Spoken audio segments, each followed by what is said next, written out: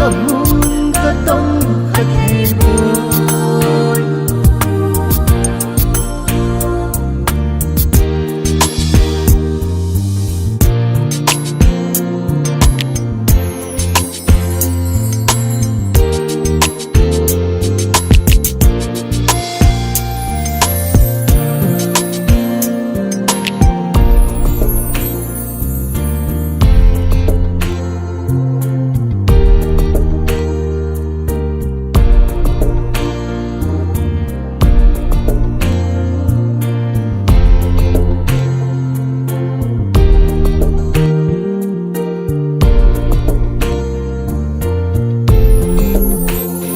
Mitlin kamun katong katiboy, lungin ageng taso-so ilong, pagkay patien kidyan ilena, junto ni sulaw ding hikay mo.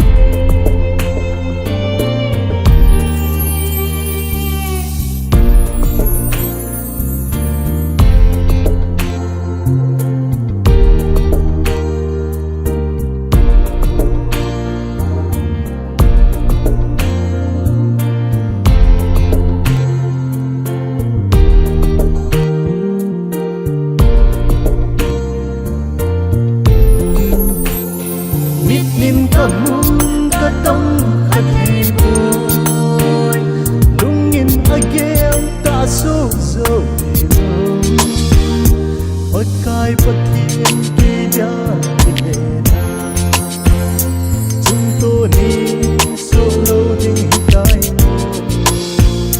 Mitlin kamun katong katiboy, lungin ageng taso-so ilong, pagkay patien